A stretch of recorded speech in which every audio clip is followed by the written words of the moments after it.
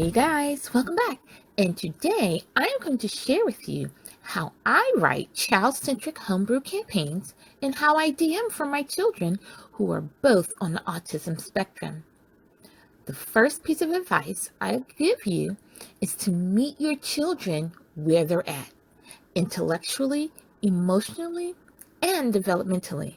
This will be the foundation for everything I speak about in this video. So, are you ready? Let's begin.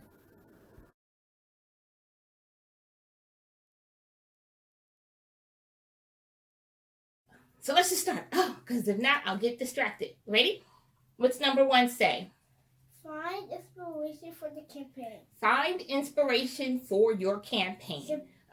I'll do the rest. Thank you. Ready? Okay.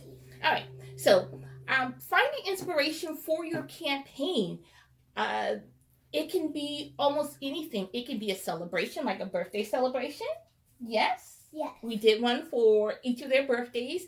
We did a campaign focused around Thanksgiving. It can be focused around a grade promotion, or somebody lost a tooth, somebody's regaining teeth, they're coming back in. So your inspiration can really be taken from anything. Maybe your inspiration is you want to reinforce a homeschool lesson.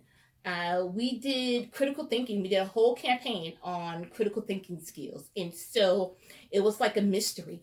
And they had to, when they were investigating the mystery, they could only ask WH and H type questions and nothing else, because I wanted them to get into the habit of using those type of questions and developing them on their own to help them gain information. And so the whole campaign was focused around critical thinking skills and asking questions. Maybe you want to adapt one of their favorite TV shows. Now, my kids watch very few adult themed shows, but they love Doctor Who. And so we actually have introduced our own doctor. It's the doctor's cousin, Dr. What. And so Dr. What is, so we have a whole campaign line that is focused on Dr. What. He is a real life doctor. He has real life. He has a TARDIS that flies around the universe, and it is an actual hospital. So our doctor is a real doctor, and his character is a life cleric, And so you can always pull inspiration from different things. My daughter loves princesses, and so we did a whole princess themed campaign for her. So think about your kids, think about who's playing, and think about the things that are important to them, the things that they enjoy, and then that's where you can start with your foundation in terms of where do you build your campaign. Okay.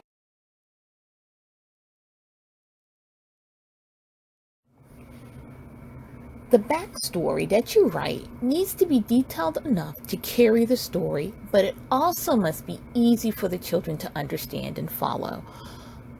Don't worry if you feel like you aren't a good writer. The little ones won't mind. Just pretend like you're telling them a bedtime story, and at the end they ask you what happens next. And you reply, well, great question. Why don't we play it out for our next campaign? Now, take that bedtime story that you just told and write it down. Great, you just completed the hardest part. Now note all of the characters in your story. Who would be considered the bad guy? Who would assist the party if they face danger? Who would be a great NPC that could bring excitement to your campaign? Flesh these characters out, give them names, characteristics, abilities, health points. For me, character creation, especially creating bosses, is the best part of writing campaigns for my kids. Now, let's look at the campaign setting. The setting you choose doesn't have to be elaborate, but it should make sense to the storyline. Would the party really be fighting off dragons at the local fish market? Probably not, but that would be interesting. Figure out the best setting or settings for your campaign. Now, these do not have to be super detailed, but they must be fleshed out enough for you to be able to have a clear grasp of where everything is and what's going on in your story.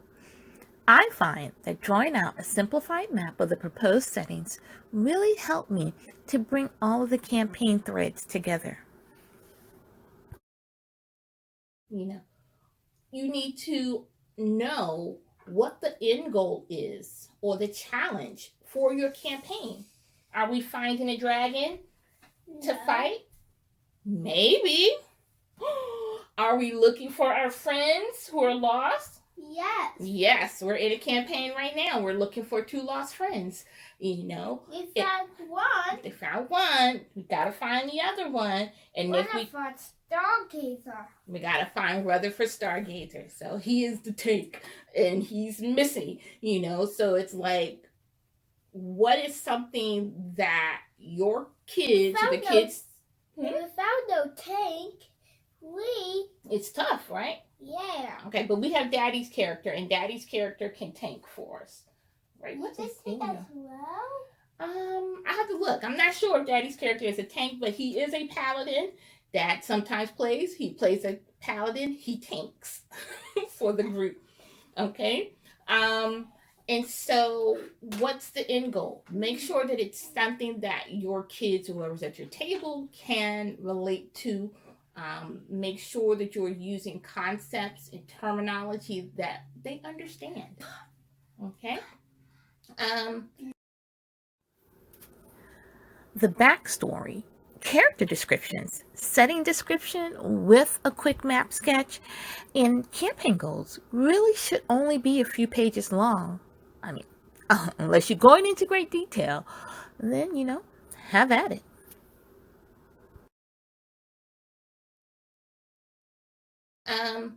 Next thing you want to do is, at least I find this really helpful. Once I started doing this, it was like game changer, is develop minifigs for your campaign. Okay. You can use little Lego men and Lego women. You could use chess pieces. You can draw minifigs. So these are our minifigs. Okay. It's nothing fancy, guys. Let me show you. This is my daughter. This is her character. Her character is a princess. This is my son's character. This is his character. That's him. Yep. Tigger-Red Doomfist. Tigger-Red Doomfist. That's his character. And so with these little paper minis, I can put them on the map and just, where are you going to go? You want to go to that room? And just slide it over to the, slide the pieces. And I have found that using minis, even if these are just index cards, Sharpies, and markers, guys. But I have found that using the minis help them to visualize what's going on and where they're at in relation to the dungeon that we are fighting in. We have bad guys, too. My bad guys are super simple. Who's that? You remember who this is? A Squiggle Wiggle. I have developed my own characters. You will not find a Squiggle Wiggle in any dungeon guide. They don't know this one. I'm not going to tell you who that one is. But we know this one's Chatterboxes. They eat you up. Literally.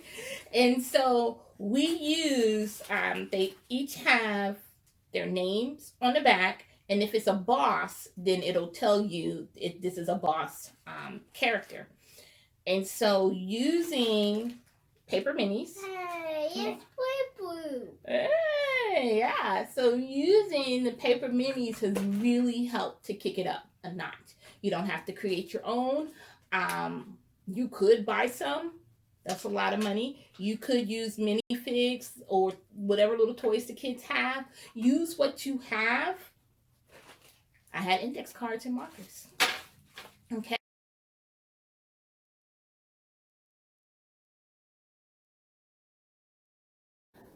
Let's be real. Writing and DMing Dungeons and Dragons campaigns is a ton of work, even if you're writing for children. So I like to pull each of my campaigns together in a spiral bound journal or folder, and that way I just have everything within easy reach. It doesn't have to be fancy. The goal is to stay organized. And if you desire to replay any homebrew, then you already have what you need within reach. Now, here is the campaign that I wrote for my son. Don't freak out. This is actually 9 mini adventures pulled together into one large campaign. Now, we've completed 4 of them, and we can't wait to dive back into the others because they really were a lot of fun. Now, as you can see here, I divide my campaign booklets into several parts: the introduction, the maps, the backstory, the ground rules, and we'll actually talk about that later, the actual campaign, player and NPC characters, boss loot tables, if any, and notes.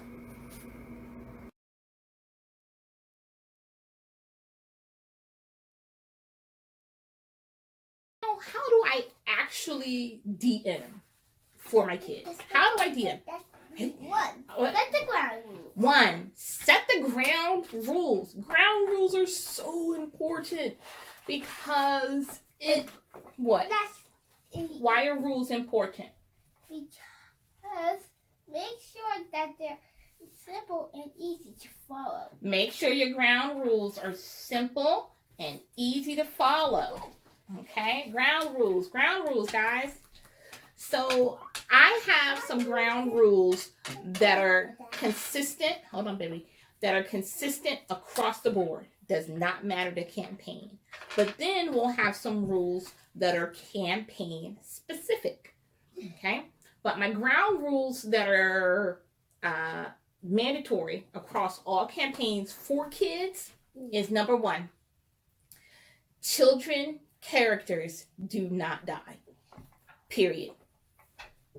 In our campaign right now, I have raised the age limit for children characters because my daughter's character has aged up. So she is 20. Her character is 20 years old. So right now, 20 and below is considered children in our world. Children characters do not die. That is just, to me, something that I would not necessarily want my kids to experience at such a young age. Now, they can be incapacitated. I mean, they can be tied up. They can be put in the stockades, in a jail cell. They can be, gagged or blindfolded or something to that extent, and that they can be knocked out, whether through gas or a clunk on the head. But outside of that, that's it. There is no children deaths in my world. And along with that, there are no pet deaths in my world. We do not kill animals in my world. We do not kill pet animals in my world. Okay? So if the big lion is coming to eat you, you might want to fight back. Okay? But if that's Fido, okay, come here, bud. Fido does not die. Fido can be incapacitated the same way, the characters can. Fido can be scared off, but Fido never dies. Okay? Yeah. Really young children that are either young chronologically or young developmentally and emotionally have automatic hits. Okay? My son is 7. Emotionally, developmentally, he's probably a little bit younger than that. He automatically hits. Now, his hits don't do a lot of damage, only a D4. Okay? But when it gets to his turn, I say, Tiggerette, what do you want to do? What do you want to do? What ability you going to do? Take it on the chin. Take it on the chin. It's going to automatically hit. Now, it might not do any damage because his character is young. Okay? But it's going to automatically hit. Now, anybody that's 21 and up, or not actually, older characters, even if they're teens or up, have to roll to see if their abilities land. My daughter has to roll. She got to roll for divine prayer. She has to roll to see, whatever her abilities are can land. Okay, but young kids is an automatic hit for me. Okay, if the party decides to split, there must be at least one adult character in each group. If you cannot have an adult character, whether playable character or NPC in each group, the party cannot split up. Because my campaigns, the main characters are children. And so to me, I want them to stay in a group. Okay? We played with their cousins in her 20s. Her character was in her 20s. She wanted to split the group. Can't do that. Because you are considered an adult and they are considered children, which means you have to stay with them at all times. Okay?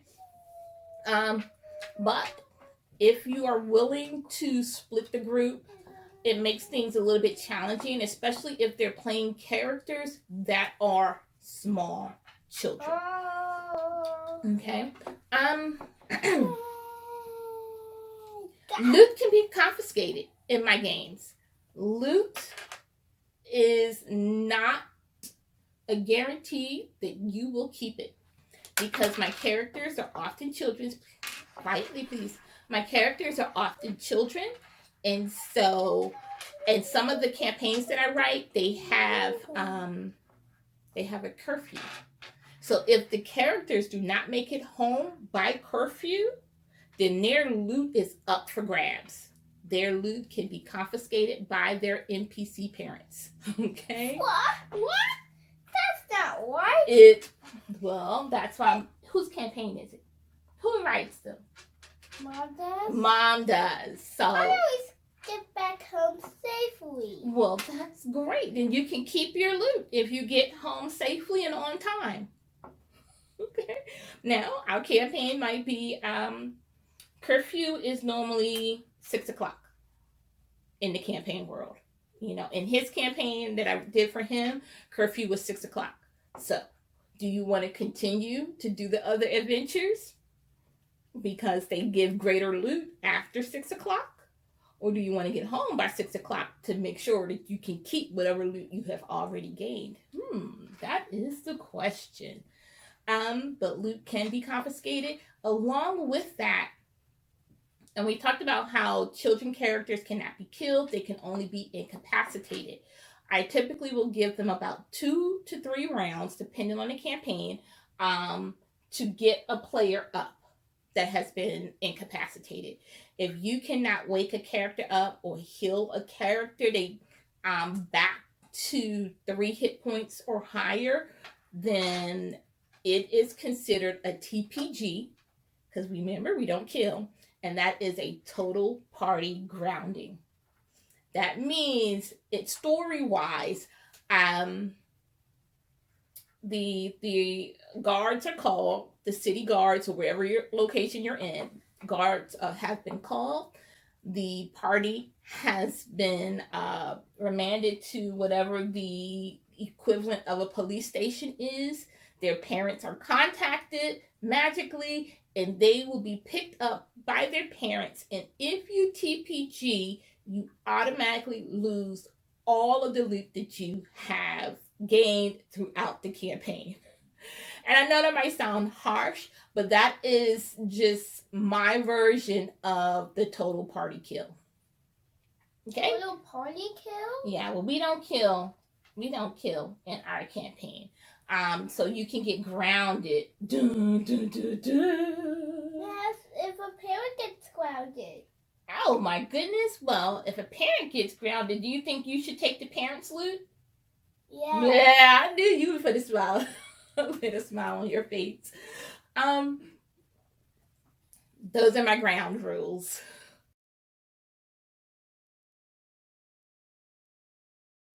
Number 2, how do I DM? I typically, even though I might write a long backstory for them because I would like to eventually collect them and turn them into like short stories for my kids, I will condense that down to a few paragraphs and read that to the kids. And so this is their entry to what's going on as we start our campaign. It will explain the goals of the campaign. It will, whatever the mission is. If they have questions and need clarification, we'll do all of that in the beginning. I try not to make that too long because they're not going to pay attention after like the second paragraph. Keep it short, keep it sweet, give them the information that they need to start their campaign, and keep moving. What does that say?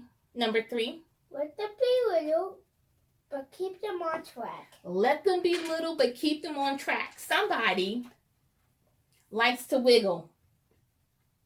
Who likes to wiggle? Me. Yeah, somebody likes to get up and dance and climb under the tables and do a whole lot of stuff. They're little. They're gonna need the wiggle breaks. Okay, let them be little, but then redirect them when they need redirection. Okay, but be flexible because you want them to have fun. And that goes with number 4. Number 4 says what? Take breaks, regular behavior as needed. Take breaks. Food breaks, bathroom breaks, a wiggle break, a behavior break. Whatever their need, take the break as needed. It's okay. You're in your home or wherever you are. If you need to run to the bathroom, go. Okay? And then we'll pick back up. Use concepts in language that they understand. It's great that you have your bachelor's of science and your master's in business administration. They don't care. They're 5, they're 6, they're 7. Use language that they understand. You want to make the tower go boom? Let's make the tower go boom. Go boom? Yep. So, keep NPC encounters, okay, whether they are friend or foe, keep them age appropriate. So, like, our battles do not get gory at all. Okay, we use a lot of magic. We use very few melee abilities, like hand-to-hand combat abilities. Nothing is gory, and we already went over the kids and the animal things. Keep it age appropriate because at the end of the day, they have to go to sleep, and you do not want little ones afraid to go to sleep because mom and dad wrote this story and the lions ate all the children and then the parents disappeared. Like, we don't want that. Okay, unless your kids can handle that, but keep it age appropriate. And the last thing is go with the flow. Things that I have learned was that the very first campaign that I wrote was for my daughter, and I had everything outlined. It was like 30-40 pages. Everything was outlined. 34 pages. I thought I was doing the right things. Like, okay, well, if you go to the left, this is what's going to happen. Here are your choices. If you go to the right, this is what's going to happen. And then these are the options that you have. And it made the storytelling really rough. Okay, so I've learned from my mistakes. It's been 2 years. I've learned from my mistakes. Go with the flow. Don't be so rigid in your storytelling, in your DMing, that you take the fun out of it. The point of D&D is to tell stories, is to spend time with your loved ones, is to have fun. Don't forget that. Don't be such a stickler for, you gotta sit at the table. Okay, well, maybe they want to stand up behind the chair and wiggle. Okay? It's not their turn, so let them wiggle. Just things to think about. Have fun, stay flexible, redirect when you need to, take breaks as many as you can, keep it age appropriate, and don't forget your ground rules.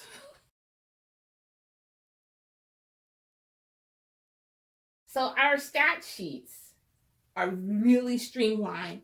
They get about 5 to 6 abilities depending on the character. Hit points and AC, whatever their stats are. The more stats they have down here, they're probably a boss and or boss level character, adult character, and their weapons are really simple. Okay, and that is it. And I always try to give space for them to put notes in. So this is my copy, but the children will get their own copy of their character sheets. So now with the abilities, and you might be like, wait a minute, that's not a D&D ability. No, it's not.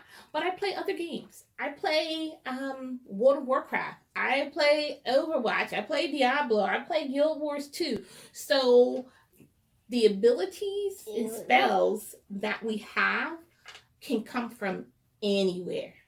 Okay? Now, I try to make the foundation of the character D&D based, but not all of their abilities will be D&D based.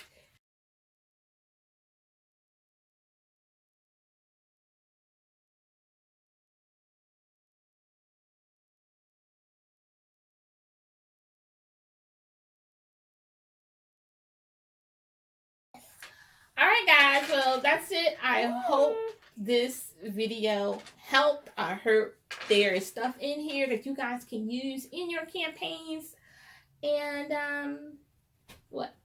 have fun. What's your favorite thing about playing D&D with me? It's because of working together. Oh, yeah. And what else? Who's your favorite character other than yourself? Who's your favorite character that we have in our campaigns?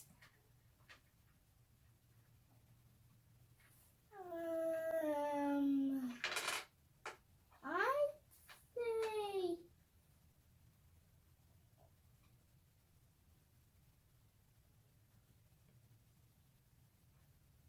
Willow Drake. Wait, that's your sister.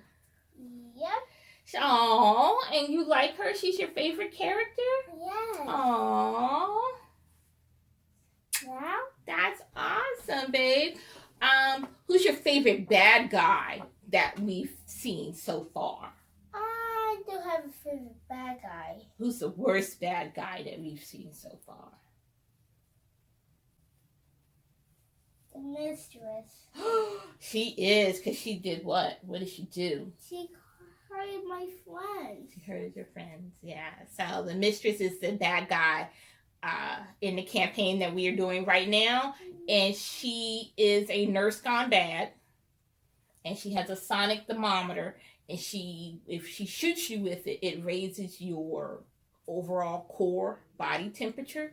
And if your body temperature gets raised too much, you will collapse and become incapacitated. So she's done that to his sister's character. And she's done it to their NPC friend that they're supposed to be locating. And she's done it to a lot of other people. So we're trying to stop her from hurting the people. So you gotta defeat her, and I think she's still at like 2/3 health. So you got a long ways to go. But well, if you guys pull your efforts and focus down one person, you could get her. You got a big team on your side. Yeah. You have the king. You have Dr. What? It's you. It's Willow. It's Tia.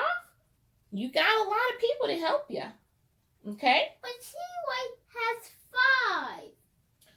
She does, but at least one of the characters he's about to fall out on the floor. He doesn't have a lot of health left. Okay? Okay?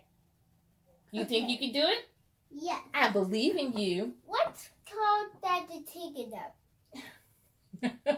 Well, we're not playing today, but we will going to play. Daddy and I have already talked about it. We're going to finish our campaign soon, okay, bud? Okay. All right. Well, that's it, y'all. Y'all know the drill. What do you say? Have fun. And we'll see you in the next video. Bye.